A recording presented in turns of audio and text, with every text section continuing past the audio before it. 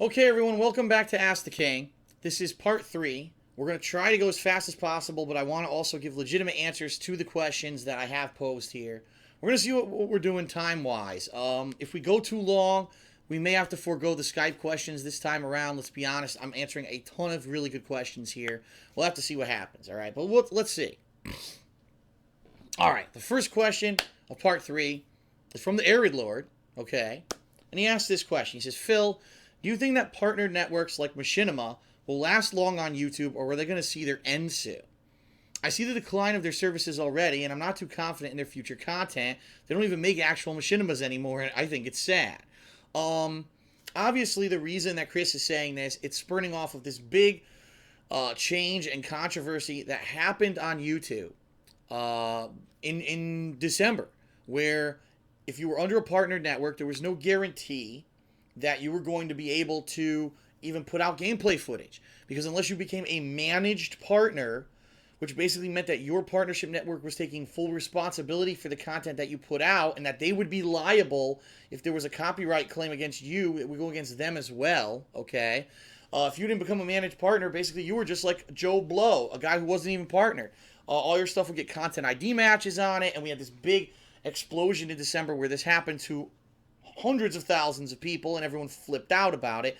Deservedly. They should have flipped out about it, because a lot of people have been making their livelihoods on YouTube, and now it could have gone away overnight. And I became a managed partner in December.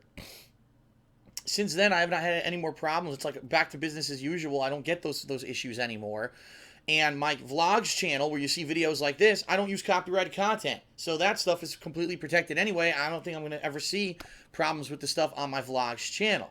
So for me, I haven't seen the problem, but I haven't heard any follow-ups from anyone who was having problems saying, geez, it's getting worse and worse, all right? So when you talk about a managed partnership and Machinima, for a fact that I know they're not giving them out to a lot of people. I know that they gave it out to some of the toppest priority people. There are people, I believe Maximilian, who's one of the biggest people on YouTube for fighting game footage, tutorials, his Assist Me series. He's great at what he does. He's very entertaining. He's very informative. He's great at fighting games. And I don't think they made him a managed partner. And, that hurts to hear stuff like that there's great content providers out there that aren't being made managed partners. And really what the question that comes out of this is, what benefit is a company like Machinima? And it's not just Machinima, don't get me wrong. There's a ton of these partnership companies that signed all these people. And these changes came into effect in December, and they didn't make everybody managed partners, all right? They picked and chose who was lucky enough, and I was one of the lucky ones. So the question remains, what benefit does a YouTuber who makes creative content, a content creator per se, what benefit do you have to actually be still with a network, right? You could just leave the network, go off, join the AdSense program yourself, and of course, then you have to deal with it's not based off of payment per views. It's based off of, say, a percent that you make on, the ads. And so you're taking a big risk there. But at the same time, if you're not getting the protection from the network, then why go with the network, right? And that's what a lot of people are making the case for. A lot of people are trying to get out of their contracts right now and say, adios, network. If you're not going to give me the managed partnership and protect me from this copyright and content ID bullshit, I'm going to try to make it on my own somewhere else. And that's really what's been going on in the past 2 months. And with good reason. And I cannot, being honest, I cannot say that those people are in the wrong. In fact, I'm going to be honest. There was someone who came out in January, or it might have been late December, but I think it was January, who was a major partner. He was known. He was not being made a managed partner. And he put up a big stink about it in a public video. It got some media attention. I contacted this guy, and I told him that he should leave. I said, you got to leave, dude. If I were in your position, I would leave too. And regardless if your contract expired yet, negotiate with your partner network. They got to let you out because it's bullshit. It will never hold up in a court of law, by the way. These contracts that never end, we could do whatever we want, they will never hold up in a court of law. Tell them to fuck off, and they'll have to let you out of the contract. I haven't heard from him since then. He was very appreciative that I gave him the advice, but I wished him the best. And I hope that many people who, if you're in this contract with someone who all of a sudden, basically your agreement has changed. You had this protection before, now you don't. You have the legal right to get out of that contract. So Do I see partnership networks going away? No. What I see is a change. What I see is partnership networks, instead of just signing every fucking person under the sun, which is what they did for years because YouTube didn't enforce any kind of content ID match for anyone who was under a partnership network, I see the relationship changing where now they're going to seek out the top performers. They're going to seek out the people who they see are the big talent and say, I want that guy because I know he can make us money, right? And we believe that that guy will not break any kind of copyright law. In fact, I have inside info. I spoke with someone who is part of a major partner network who wasn't supposed to tell me this information, so I can't tell you who it is.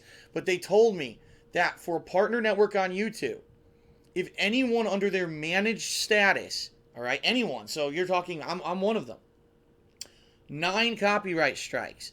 If there's 9 copyright strikes against managed partners under a network, the network gets kicked out of YouTube.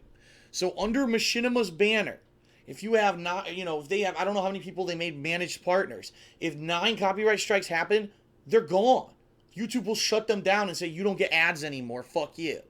So think about the risk, the massive liability now for a company like Machinima or Fullscreen or any of these partner networks. It wasn't like that before. Before it was like, they get it, we'll help you out. We'll try to get it resolved. Now it's like, fuck, it's serious time. 9 and you're out. That's the end of your business. So what I'm really seeing here is the business model for these partner networks are going to change. All right. And, for people who are lucky enough to be managed partners, it'll be for the better. And I hate to say this, but think about it this way. The poor little guy who's trying to be an up-and-comer is going to get crushed because there's no more support for them. They're on their own. And it sucks. YouTube is changing their business model, basically. And I'm one of the lucky ones who's been there since the beginning. I have an established fan base. I've now been made a managed partner by Machinima, thank God. And boy, did I thank them so much for doing that, and going out on a limb and doing that and supporting me, because I know there's so many other people who were chomping at the bit to get that kind of protection. And I'm extremely appreciative, and I'm lucky, and I'm grateful. So I think that the managed partnerships will remain. I think that the relationship between partners and partner networks are going to change. You're going to see a decline in people who want to do that, and they're going to go off and try to do it on their own. And these partnership networks are going to have to focus more on creative content that they make of themselves and the content of their managed partners. And you know what? I hate to say this.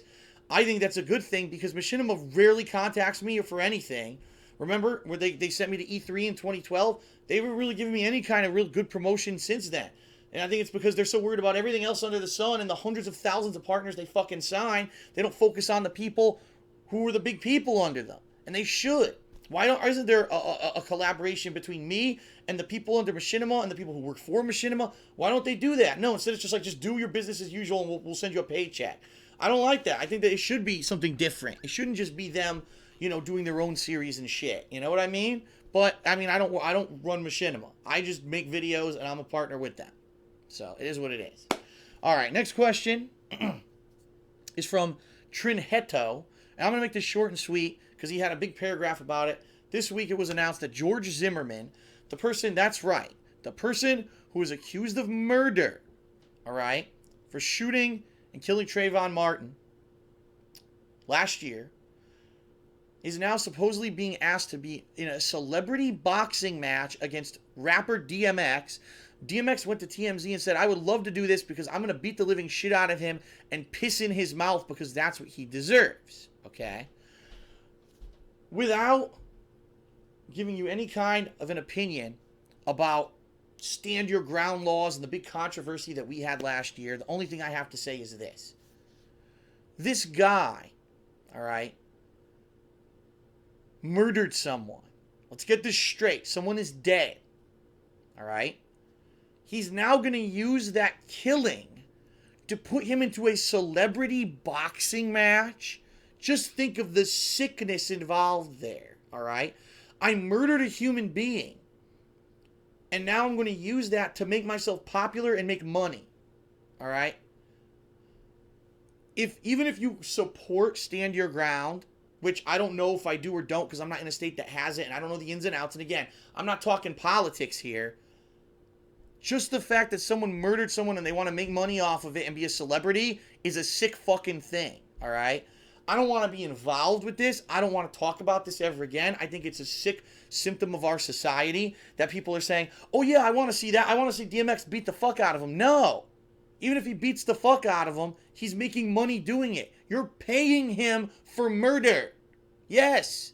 So it's disgusting. It's vile. It shouldn't happen. And, you know, if anything, for people who were supporting him, it proves his true character of the kind of person that he is. And fuck him. Maybe there is some kind of ultimate karma, or there's heaven and hell, and this guy will get his in the afterlife. I don't know. But fuck this guy. I don't ever want to talk about him again. He disgusts me. All right. Next question. From Azariel. He asks the following. He says, what's up, DSP? Let me see here. Let me get to his questions. Another one of these guys that put me a huge freaking question. Oh. He wants to know if you guys were following along the whole YouTube situation in December. When the shit hit the fan, they started content IDs out the ass. And if you remember correctly, I actually got a copyright strike from Sega for my final part of my binary domain playthrough. All right? So, I flipped out. All right? I flipped out. I was like, this is bullshit. The playthrough's been up for years. There's nothing that's violation of copyright. Fuck Sega. And I went to them on Twitter, and I hammered them on Twitter, and I publicly went out against Sega and said, fuck them.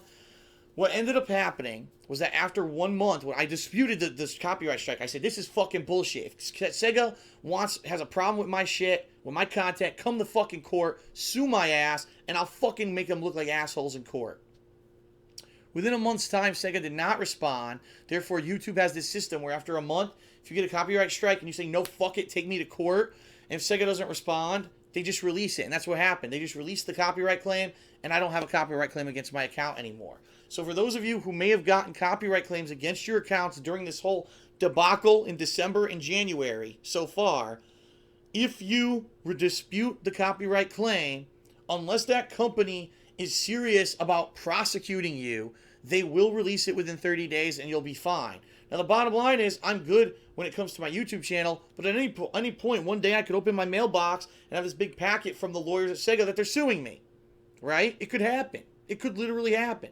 But I challenged them to fucking do it. I actually already talked to Ultra David, who said that he would fucking defend me and be the lawyer for that case, and we would drive him into freaking hell together. We'd finally hash out a legal precedent for using video game footage under fair use, and we would finally have her answer, and it needs to happen. I'll be the fucking person to do it if I have to. Fuck this shit. But Sega's not going to sue me because the bottom line is it was probably a mistake anyway. It was probably some asshole at Sega Japan clicking everything on the fucking planet like an asshole. And Sega's not going to sue anyone for a 4-year-old video game playthrough or however old it was. Alrighty then. Next question is from My Name is Zwei. And he asks the following. He says, I play Naruto Ultimate Ninja Storm 3, and I'll bet that this game is not really a competitive fighting game. But I'm often messaged by other people and told constantly that I am not a good player and I will never be good. Even when I win or lose, I still get these negative messages. I'm a pretty decent player at best, but it's hard when you're constantly told that you suck at games. And not only games, but then other people in life talk down to you and tell you never amount to anything and you'll never be good at anything. I say all of that to ask, do you have any tips to overcome negative feedback? I have a hard time ignoring it, but it seems that's second nature to you, Phil. Also, if you could give an example of a time when you overcame the negativity in one of your tournaments would be interesting as well. Listen, in life, you are going to have people who tell you, let me take this back. Unless you're one of these upper crust 1%ers, right? The people who have all the money and power and all they get is their dick sucked their whole fucking life.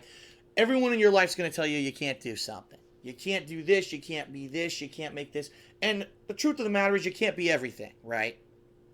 But I am the kind of person that is at least the proponent of the belief that if you put time, effort, dedication, if you don't give up at something, that you can at least make a mark. I'm not saying you're going to be the best. I'm not saying you're going to be 100% successful, but you can at least make it, right? here I am on YouTube and on Twitch. Am I the biggest YouTuber? Fuck no. Am I the biggest guy on Twitch? Hell fucking no. Is there a big amount of big negativity around me all the time? Of course there is. But I'm still making it. Despite all this bullshit, I feel that if I can push forward positively with the support of the people who actually see me for the person that I am, despite all the smear campaign that's against me, that I can make it. Right? Now, I could have given up back when my YouTube channel originally got shut down in April of 2010. I could have. Like I said, fuck this. Too many assholes dicking around, making me, pissing me off. Fuck this. Not worth it. Guess what would have happened? In October of 2010, I would have been laid off from my full-time job, and I wouldn't have had my hobby, and I wouldn't have had my job, and I would have been fucking dead. I would have been out there living in a cardboard box, right? But I didn't give up. I pushed forward positively. When I got kicked out of the YouTube AdSense program, I could have given up. When I got kicked off of Blip TV, I could have given up. When in 2012, my whole website revolted against me, and I found out that there were dozens of people on there who literally just shat on me nonstop, I could have said, fuck this website, I'm leaving it, I'm giving up. In 2013, right? When I decided to adapt all these positive changes, such as direct capture and live streaming, and all I got was idiots on YouTube making fucking giant video montages about how I suck, I could have given up, right? All these opportunities, all these roadblocks in my life, all these things, people said, fuck you, you suck, give up.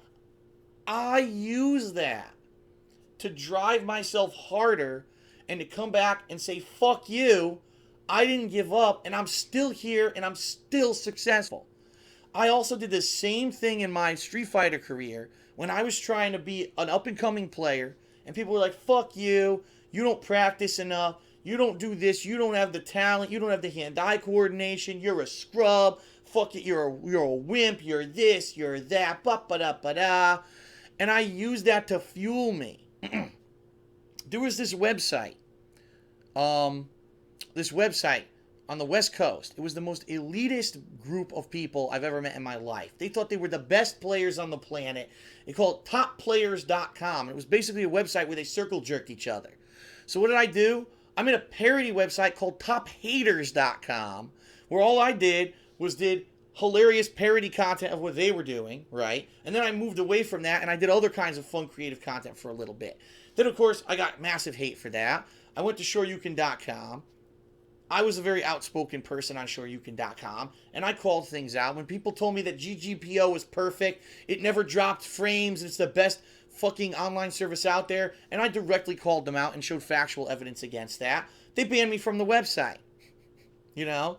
And I've always been this kind of person. When I see bullshit, when I see the cocky motherfucker, I'll speak out against them and I'll say, no, fuck you, you know? And during I accumulated a lot of people who didn't like me during that period of time because of that. And then later on, when I finally was good at Super Turbo, and I was traveling the country, and I was winning Evo East, and I went out to the West Coast, and everyone told me, what the fuck is your problem? You're going to go to a West Coast qualifier when everyone hates you? You're going out there by yourself? And I'm going to be honest, people physically threatened me when I was out there. Like, got in my face like they were going to beat me up. And I said, you know what? You do what you got to do. Go ahead. You know? I can't beat multiple people. I had two, three people in my face at a time tell me we're going to jump you. Do it. Fucking do it. I can't fight back against 3 people. So if it proves to you you're a man to beat the fuck out of me, do it. And, you know, I never backed down. And that attitude of knowing there were so many people who said I couldn't do it just motivated me more to practice, to be better. And I went out there and I whooped everyone's ass, you know. For 2 straight years, I was entering all these tournaments. I won Evo East twice. I qualified and got pretty high rankings at every single qualifier one year for Evo. There was the year at Evo where everyone said that I sucked. So I went out there and I got 4th place, the highest ranking of any American in the Super Turbo Nationals. We're not talking Evo East, which was a qualifier tournament. The Nationals, I got 4th place, and no Americans scored above me. It was 3 Japanese players above me, and all I heard was, you suck, and all that. And I just turned that into motivation to do better, right? Until it was my decision. I wouldn't let anyone else have the power to tell me that I have to quit because I suck. It was my decision to walk away from the competitive Street Fighter community when I felt that finally, after all the years of doing it, that all the money invested, the time invested, that I could put that into something better. And I think I made the right decision. Because I think here, my presence on YouTube and Twitch TV is a much more positive, more fun, more varied, more entertaining thing than anything I ever would have done if I had just focused on fucking Street Fighter. You know what I mean? Let's be honest here. Compare a top player in Street Fighter to what I do.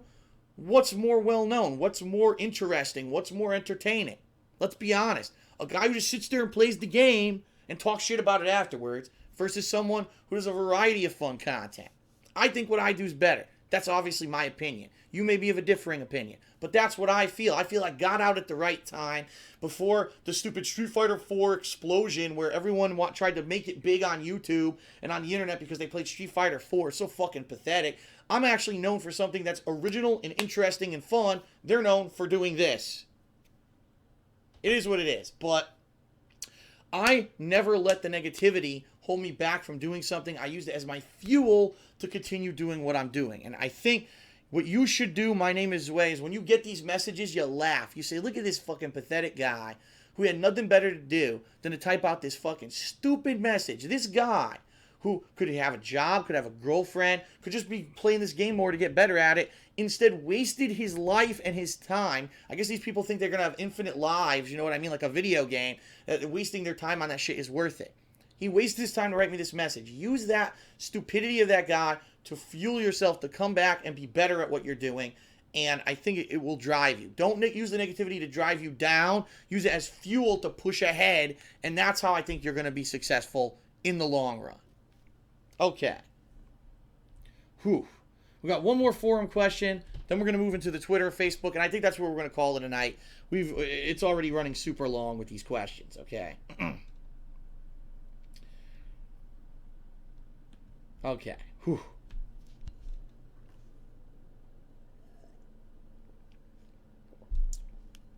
This next question was way overblown, and I'm going to summarize it. The bottom line is this. This is from Shoddy Too Hottie.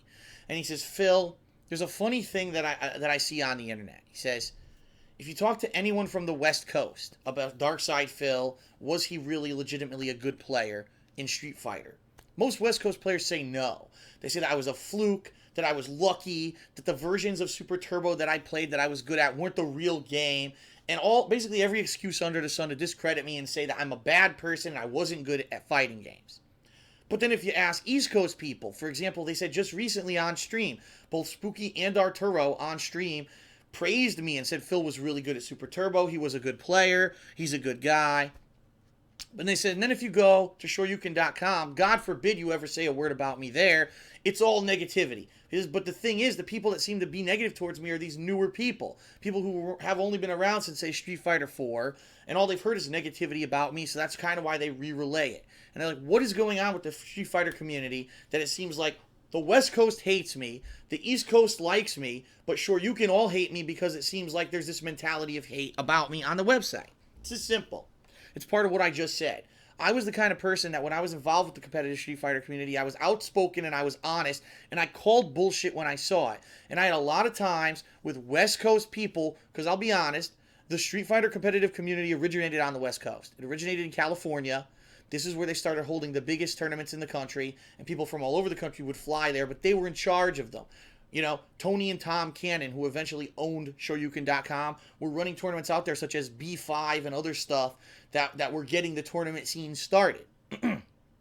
And do I think that they did it better than anyone else? No. I think that they were the only ones who had the money to sink into it. I think that there were other people who would have done a much better job and a much fairer job at running the Nationals than them, but they were the only ones because they were computer programmers who had written these popular programs that made hundreds of thousands of dollars, if not more. They had money to finance the Nationals of Street Fighter. So it is what it is. If you've got the money, you've got the power. They were the ones who did it, and so they're the ones who, since now, I have no idea. I haven't been to EVO in so long. I don't know if it's any better than it used to be. I can tell you when I went, I hated it. I thought it was inefficient, disorganized. There was cheating going on, which I could actually have evidence of. People who were, they knew that back, and we're talking back in the arcade cabinet days. There would be an arcade cabinet that they knew wasn't very, very functional, and they would put certain people on it, while the top players that they liked from the West Coast would play on the cabinet that worked great. Every time I went to a tournament, I swear to God, oh, this cabinet doesn't work. There's no sound, but your match is on it. What? Why do I have to play on the cabinet with no sound? You go to play the game, one button doesn't fucking work. Well, you already started your match, so too bad. What? This shit would happen all the time. But, they don't speak of that because they're in charge of Evo and they're above rebuking, right? And they should be the ones who asses should be kissed just because they had the money to start it and not because anyone else wanted to do better than them and could do better than them because they were the only ones who had the money to start it, right? So they had the money to start Shoryuken.com. They're the ones who spearheaded the community by financing the website, and all the people flooded in during this big time of popular competitive Street Fighter. And the West Coast players don't like me because I call bullshit out. And many times over the years, there was just blatant favoritism, cheating at tournaments, bullshit. At B5, the tournament that I mentioned, was the first tournament where Justin Wong won Marvel vs. Capcom 2, proved that he was the best Marvel vs. Capcom 2 player in the whole country, and they robbed him of money, right? They didn't give him the prize that he was promised, and then they told him, oh, that's because the arcade's keeping a big cut. And he's like, well, wait a minute, well, where did it say that anywhere in the rules of the website? It didn't. They added it afterwards. After the tournament ended and they realized that they fucked up and didn't list it on the website, then they put it. So they stole money. This is how they ran their business. Now, again, it's over a decade later. But the problem is the resentment was always there. I would call their bullshit out and they would hate me for it. And I would be the one who would be standing on the soapbox. No, don't let the wool be pulled over your eyes. These guys regularly were cheating, regularly were running shitty events, stealing money. And I called them out on it. Of course, I get banned for Shoryuken and all that. And, it's a long-running history. I don't know how legitimate anything is anymore because I haven't been involved in quite some time, okay? But the bottom line is the West Coast doesn't like me. They never have, all right? Because they always had this mentality that their coast was better. That's where Street Fighter originated from. That's where the competitive Street Fighter community originated from. That's where, Evo originated from. Good for them, right? And far be it that someone else could actually fucking step up and do anything just as good as them. I'm sorry, but I have to say that the events that I ran, like ECC, I thought were run much better than the Evo. And a lot of people who attended the ECC, which is the East Coast major that I ran, told me that it was the best one they've ever attended. I don't know. That's just me. But they don't like me. The people on the East Coast grew up with me. They saw how I was in person, that I was really a good guy. I wasn't an asshole. They saw that I was legitimately good at these games. They saw that I was the guy who not only was so outspoken, but had the balls to fly out there to the West Coast and regularly challenge these guys in games like Super Turbo and win. Like I said, the motivation, I use their bullshit and their hate to win. But they will never, I'll say this again, they will never let go of the feeling that they hate me because I was such an outspoken person. I called them on their bullshit frequently, especially that GGPO was the last straw. When they had GGPO on the PC, they were trying to sell it to Capcom, and they had this thread on the forums about how it's the best fucking thing ever, and they had 25 dick lickers all kissing GGPO's ass saying it's the best netcode ever, and I said, no, it's not, and here's why. It drops frames. It has rollback. It does this. It does that. Ban me from the site. And I later had a conversation with one of the canons. I said, but what I said was true. And he says, yes.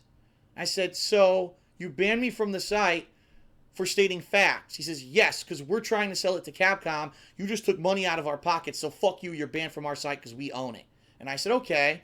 So now I see how it is. So I'm sure that when it comes to things, anything they're involved in, that's probably how it is, And I know you're probably hearing this from me for the first time. You're like, I didn't know that because you don't hear this stuff. That's right, because everyone kisses Shoryuken's ass. Everyone kisses the Cannons and Mr. Wizard and anyone involved with Evo or Shoryuken like they're God's gift to fucking competitive fighting games, when in reality, this is how they got the power.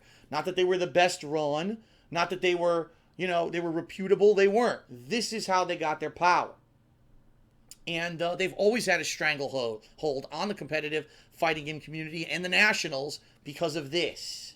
Not because of notoriety or because they were the best at anything, okay? So they hate me. They do. And I don't think they ever will not hate me.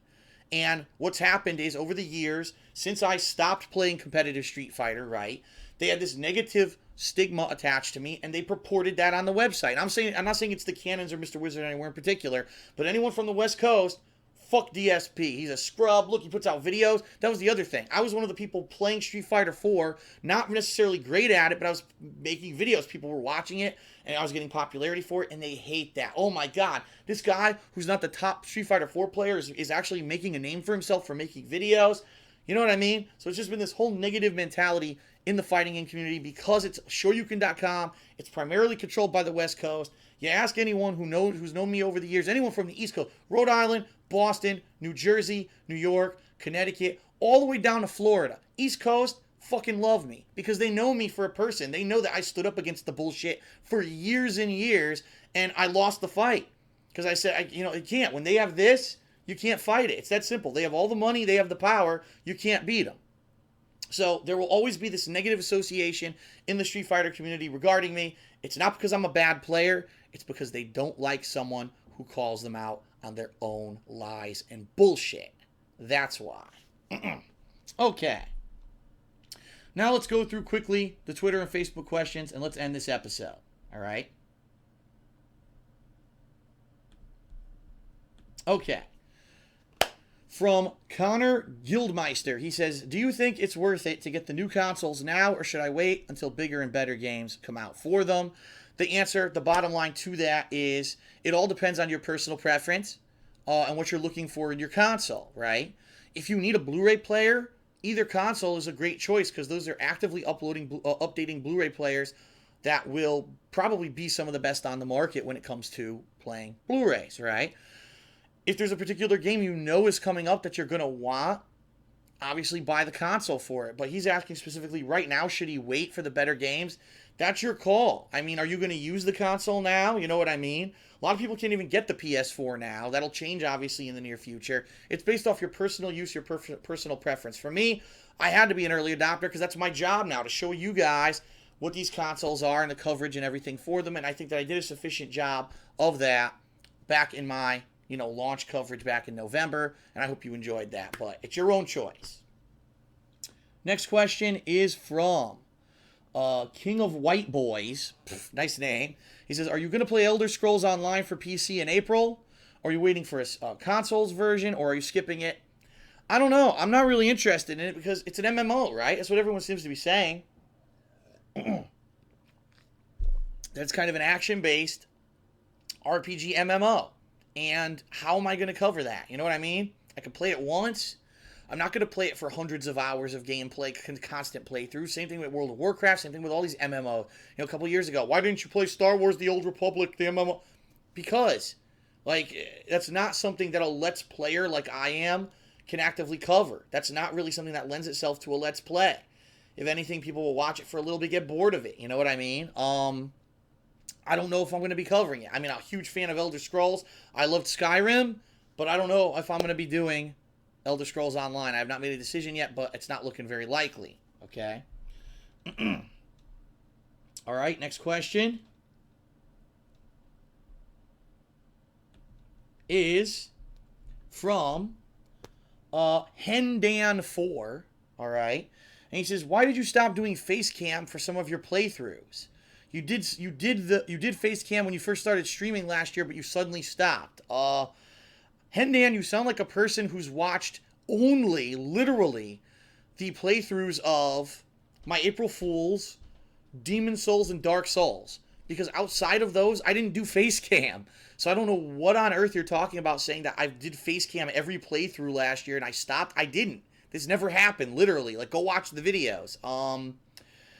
The reason that I don't do Facecam for everything, there's really two reasons. Number one, because the games that I'm playing are not PC games. Primarily the games that I play are console games. And the console games, when I put them into my capture software, it's delayed by roughly 2 seconds. What that means is the Facecam would be out of sync. What I would actually have to do is delay the Facecam. Now that's what I did when I played Demon Souls and Dark Souls. The problem is it desyncs.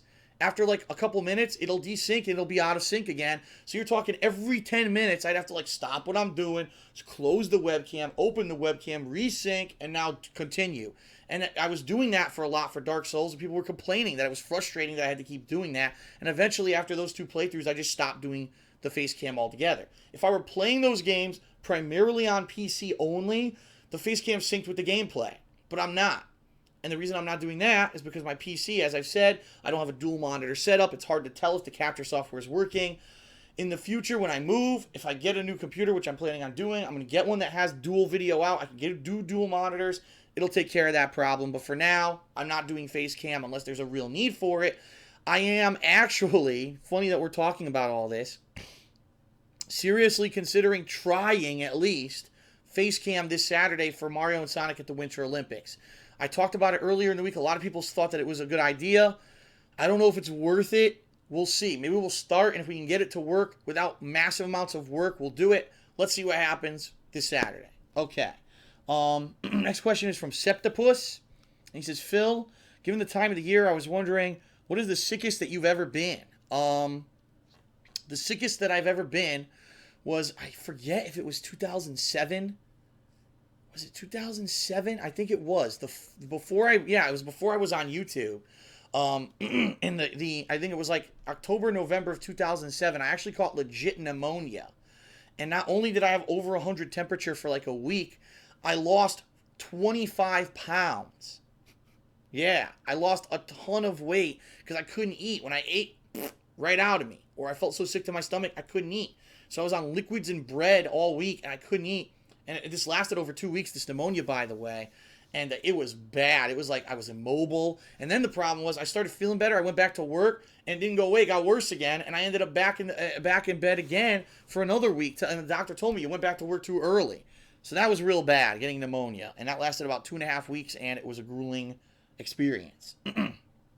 Next question from Michael W. Tobin is, DSP, what are your thoughts on the new Sonic the Hedgehog redesigns that were announced today? If you're not aware of this, there's a new series called Sonic Boom that's coming out supposedly. We don't know if it's coming out this year or not, but it's supposed to be a TV cartoon series, game series, and toy series, all tied in. Now, if you haven't seen the art, it could be a little weird. Sonic's arms, which up to now have always been this kind of fleshy color, you can actually see right here, Sonic's arm is fleshy colored. They're now all blue. Knuckles is like a giant now. He's like a big diesel echidna dude. Amy looks a little bit more feminine than she ever used to. It's a little weird, and I'm curious to see what this cartoon will entail. Is it more for kids? Is it more for adults? Is it more for tweeners? What's it for? Because let's face it, Sonic's been around forever. I don't know if kids are going to really jump on it anymore versus people who know who Sonic is. Maybe it's a more serious Sonic series. I don't have any clue. But, I don't know. It's interesting. They're at least trying something, right? At least they're not ditching the character. They're trying something. Apparently, they're saying these games, when they come out, will be multi-platform for consoles, not just Wii U exclusives anymore. I guess they finally realized that was a bad idea. And, interesting. We'll see what happens, where it goes from here. Go check it out. You can find the Sonic Boom picture on the internet right now. From Jared Ramsey, he says, will you be considering going to any conventions this year? I already said this previously, but I'll reissue it very quickly. The only convention we're considering going to is SGC. Because they were so good to us last year, so gracious to us. They had us out as guests. I have contacted SGC. They did respond and said we are in the process of figuring out what we want to do this year. And we'll come back to you with an answer as soon as we can. So it's not a yes or no. I'm going to be honest with everyone. I think it's more towards a no. And the reason I say that is because I think this year, because SGC was coming back after a hiatus last year, they really wanted the biggest amount of talent they could get from all over the internet. This year, since it was such a big event last year, I think they realized they don't have to do that they could just go with Screw Attack people and it'll be huge. So I get the feeling this year you're going to see primarily Screw Attack people at SGC, and I probably won't make the cut. If I do, I do great. If not, listen, I'm not upset because I wasn't expecting it, and this year my focus is moving. So if I don't go to SGC, that money goes towards moving, right? Great. 3 more questions and we're done, everybody. Next question is from Cezay Akiska, and he says, what do you think of Double Helix being bought by Amazon Games, and what does this mean for Killer Instinct at this point? If you guys haven't heard the news, yeah, this is true. This is a true news story. Yeah,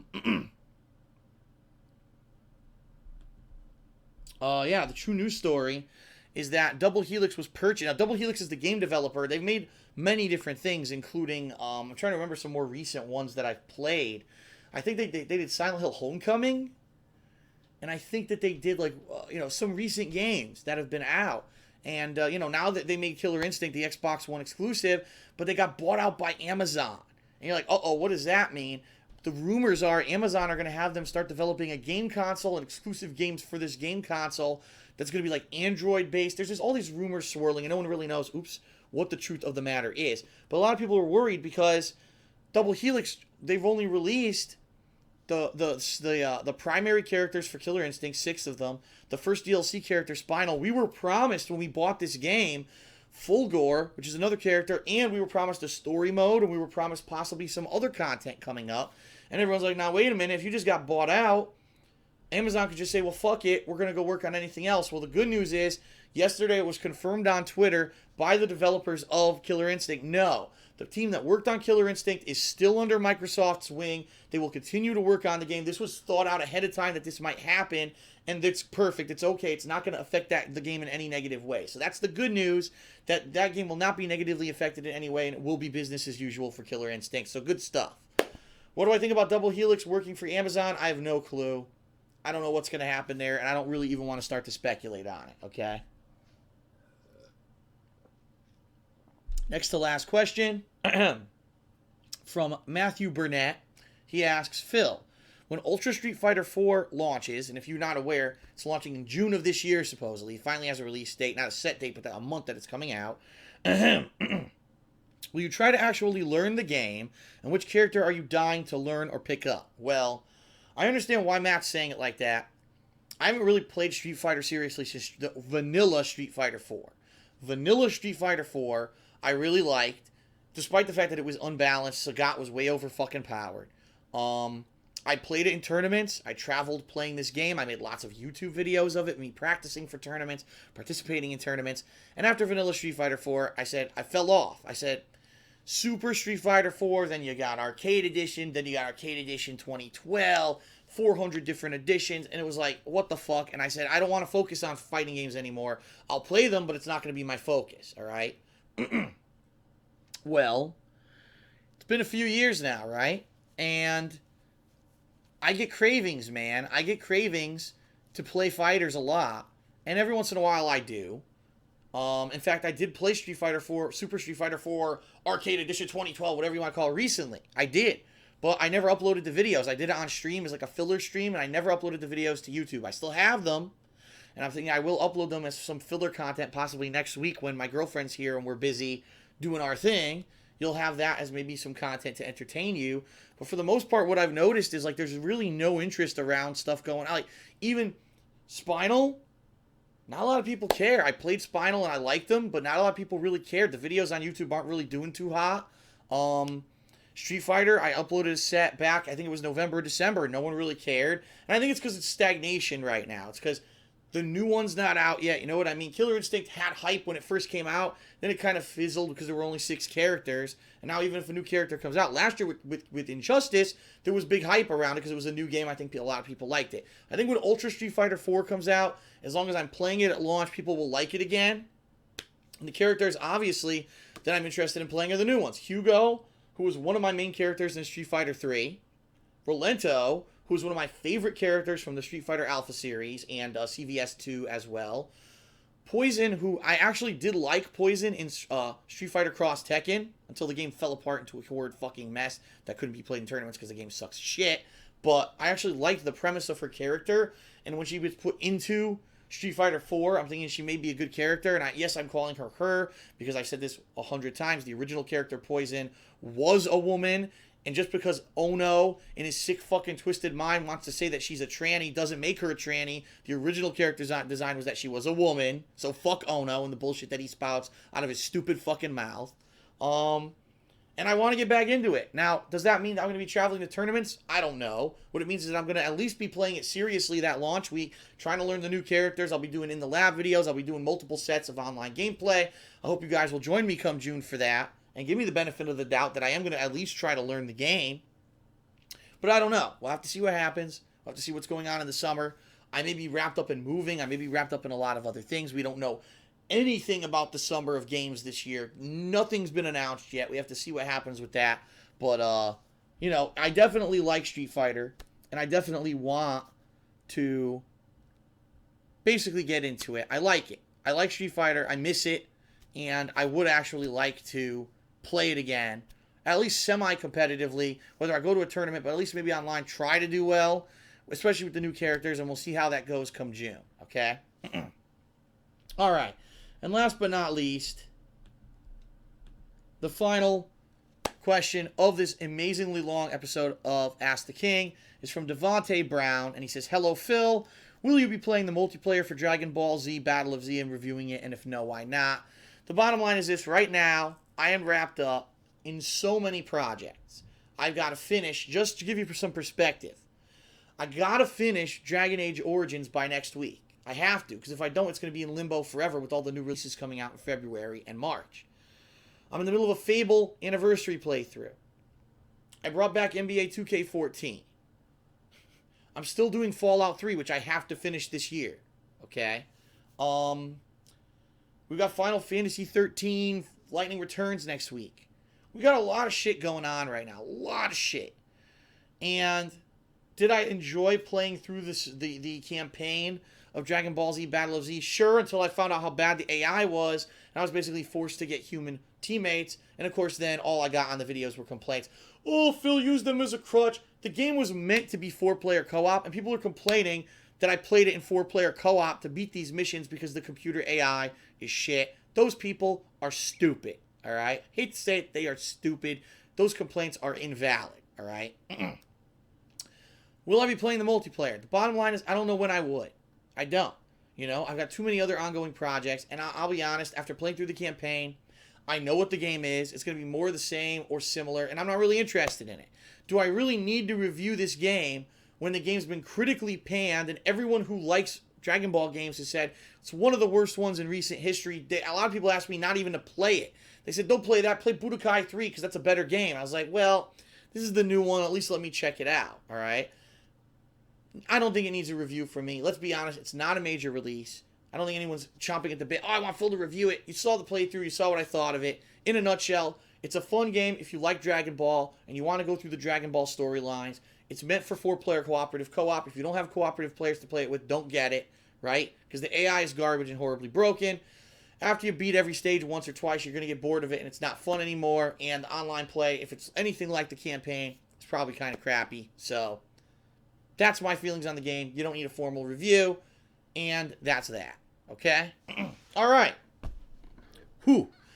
That is it for Ask the King. I hope that you enjoyed the extra long episode. I knew that, again, next month I'm not doing this, so better to have this one go on at length, and I hope you enjoyed it. I'm not going to do Skype calls. I apologize if you're on the stream and you were expecting Skype calls. If I got through these quick, I would have, but we had too many freaking questions to get through on this episode. So thank you for listening.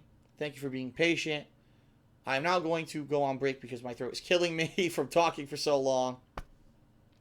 For Ask the King, thank you very much, everyone. Whew.